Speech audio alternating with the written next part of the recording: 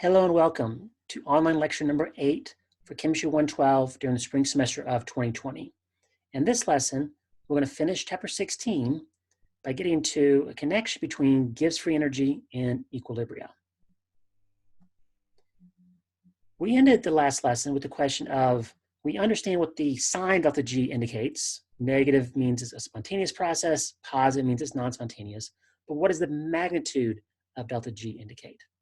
Well, it turns out that if delta G is negative, so it's a spontaneous process going to happen on its own, these are so-called exergonic processes, then the magnitude of delta G represents the maximum amount of energy available for useful work.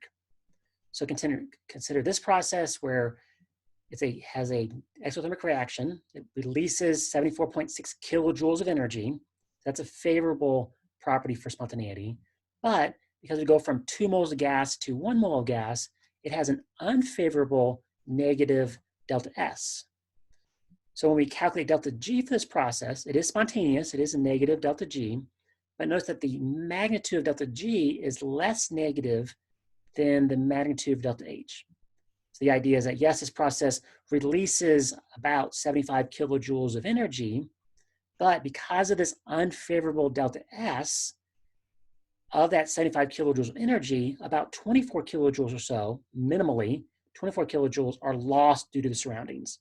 So in a sense, that's almost like a tax that this process has to pay, loses to the surroundings in order to be spontaneous.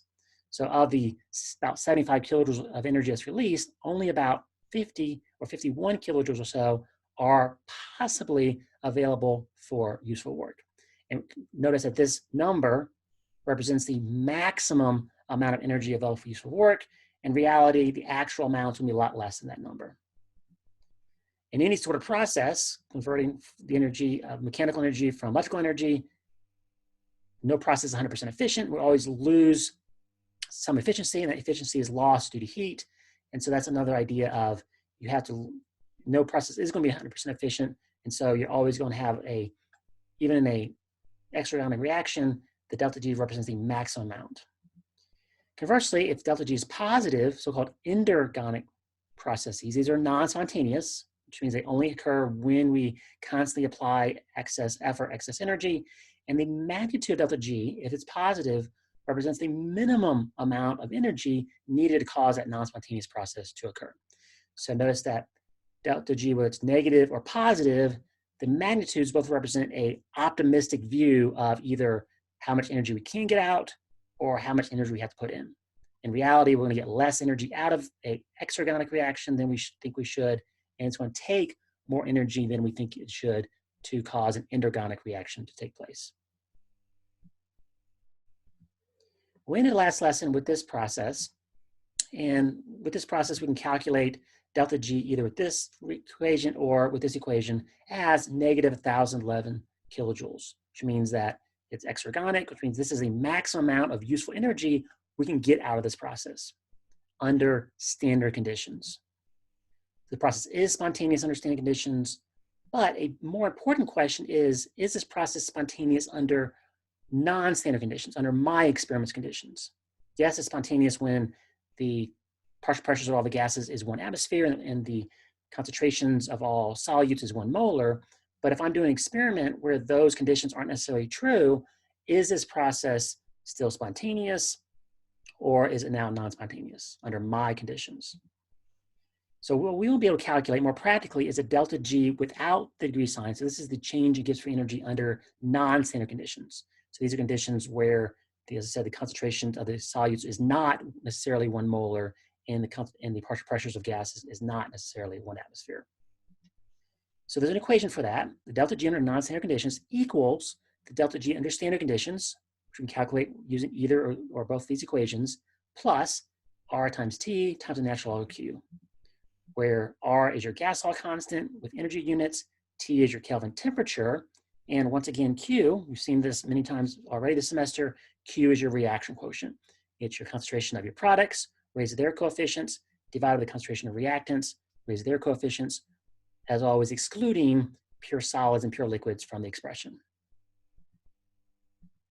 So if I want to calculate for this process what the value of delta G is under not the standard conditions, that's what this number means, but rather under these non-standard conditions.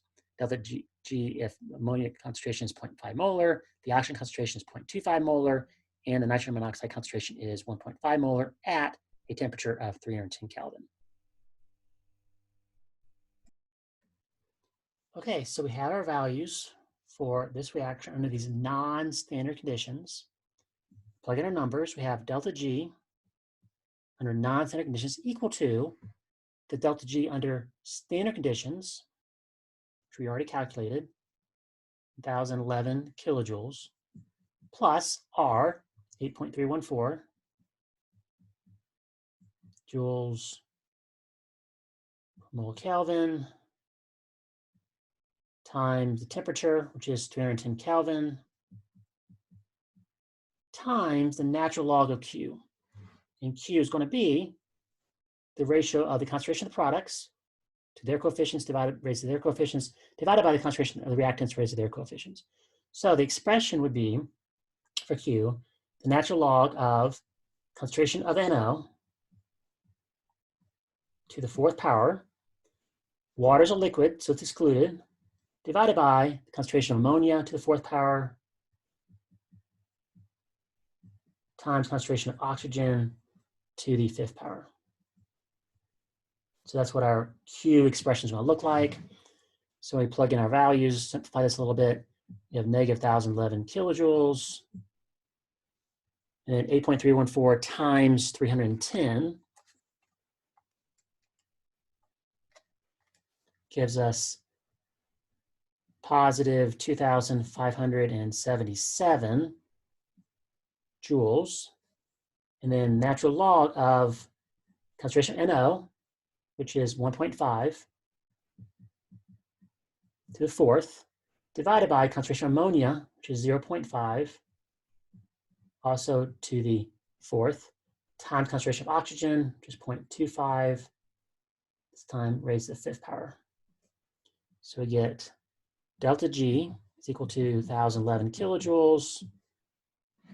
And then we have plus 2,577 joules times the natural log of this number. So it's going to be 1.5 to the fourth divided by 0.5 to the fourth divided by 0.25 to the fifth. So again, this number becomes 82,944. So finally we get delta G is equal to negative 1,011 kilojoules plus 2577, now units of joules, times the natural log of 82,944, which is 11.33. So we get finally delta G is equal to negative 1,011 kilojoules plus this product,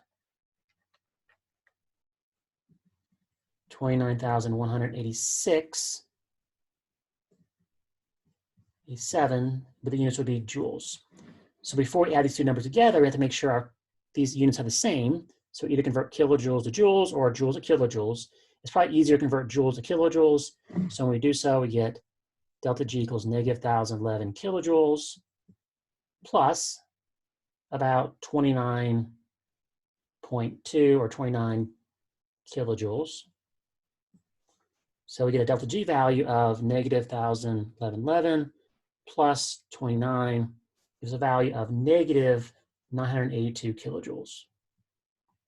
So you can see that this process is still spontaneous. The delta G value is still negative, but it's less negative than what it expected to be at under standard conditions.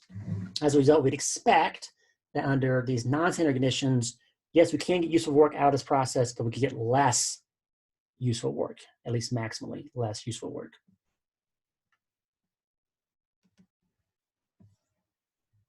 Let's do one more calculation of this type, maybe one that's a little bit more relevant. So we have this process, the vaporization of water from liquid water to gaseous water. And under standard conditions, this process has a positive delta G of positive 8.6 kilojoules, which indicates, as we talked about all throughout this chapter, that because this value is positive under standard conditions, this process is non-spontaneous. However, I know from experience that if I spill a glass of water on the counter and I just walk away, then I know eventually if I come back to it a couple hours later, that water will have evaporated. That liquid water will have spontaneously on its own gone to the gaseous state. So even though, yes, this process is non-spontaneous under standard conditions, it must be spontaneous under more common real-world conditions, under non-spontaneous conditions.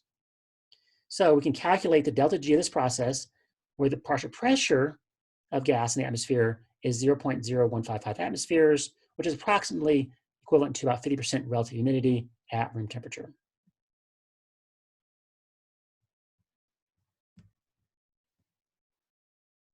Okay, we have our non-standard conditions. We know under standard conditions, when, in other words, when partial pressure of gaseous water would be 1 atmosphere, this process is non-spontaneous, a positive delta G.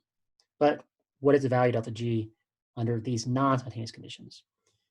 Calculate delta G on non-spontaneous conditions, we'll use this equation. So we have delta G is equal to the delta G under standard conditions, our 8.6 kilojoules, plus our R, joules per mole Kelvin, times the Kelvin temperature of 298 Kelvin, times the natural log of Q. And this very simple equation, Q is just going to be equal to the partial pressure of water, and notice liquid water is excluded, so it's just going to be equal to the partial pressure of liquid water, which is what we're given as part of the problem. So delta G is equal to our 8.6 kilojoules plus this product, 8.314 times 298, about 2,478 units would be joules, times the natural log of the partial pressure of gaseous water, which is 0.0155 atmospheres. So delta G is equal to 8.6 kilojoules plus our 2,478 joules times the natural log of 0.0155,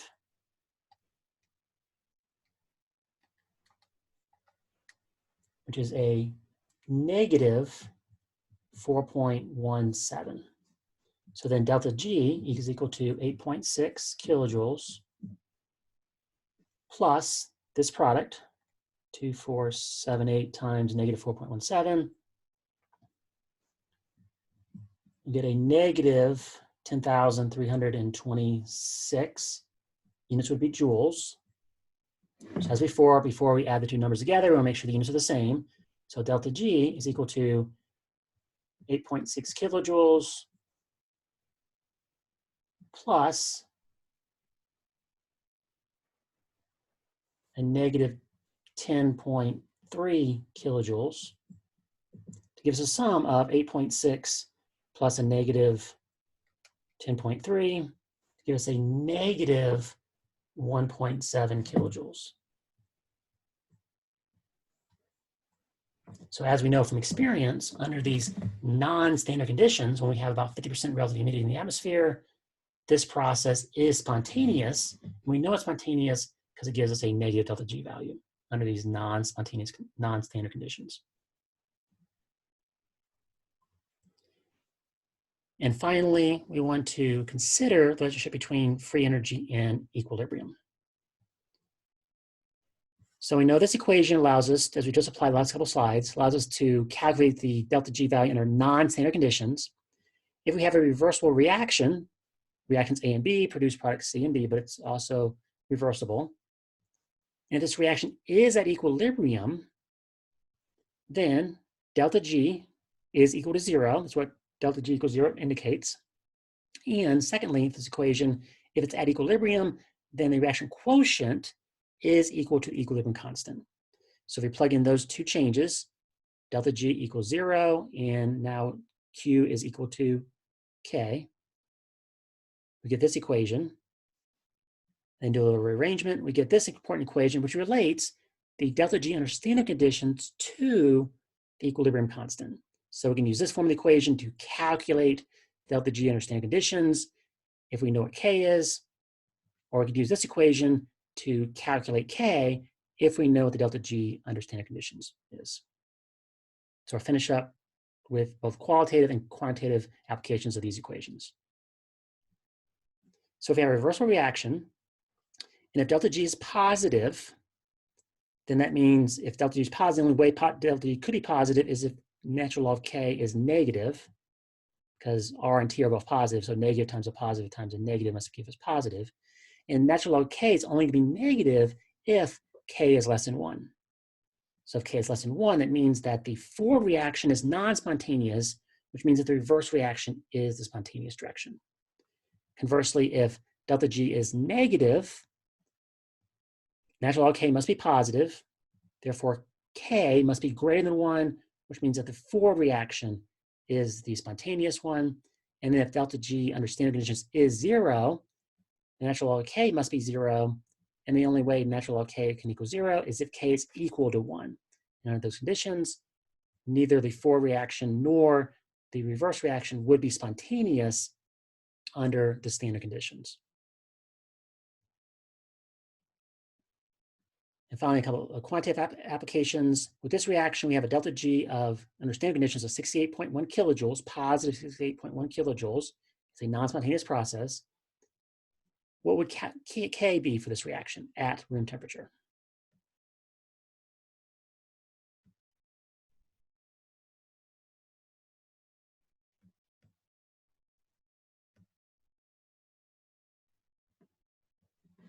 Okay, so for this process, we have our two equations relate delta G and K, this form or this form.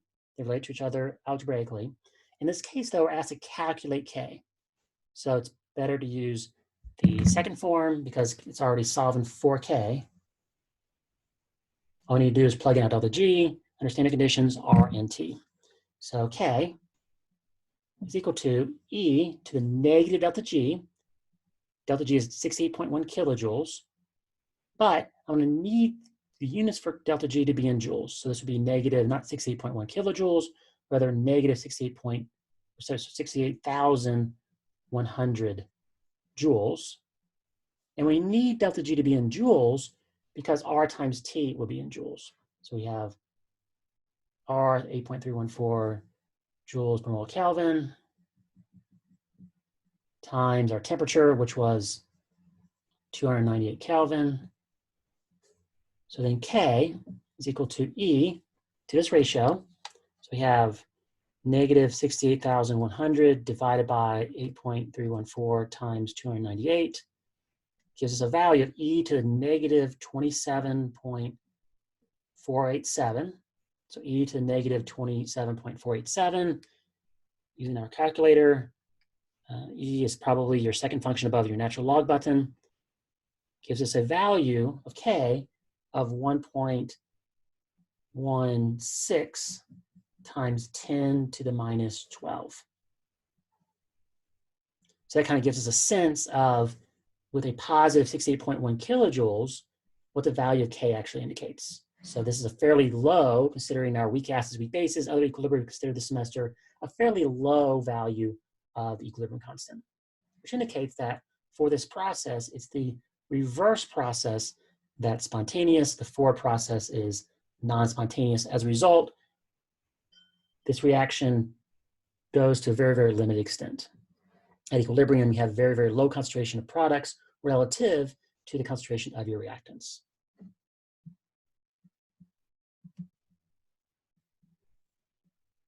And finally, one more application of these equations. We have this weak acid equilibria, acetic acid plus water produces hydronium and acetate ions. Ka is equal to 1.8 times 10 minus 5, fairly low value of K.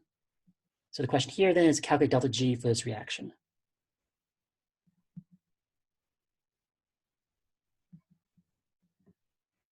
Okay, here we're given the K, the Ka in this case, and we're asked to calculate delta G.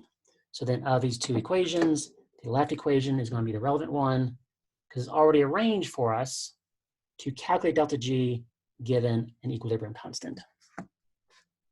So we plug in our numbers. We have delta G under standard conditions equal to negative value of R 8.314 joules per mole Kelvin times our Kelvin temperature, which was 298 Kelvin, times the natural log of whatever the equilibrium constant is. In this case, it's 1.8 times 10 minus 5.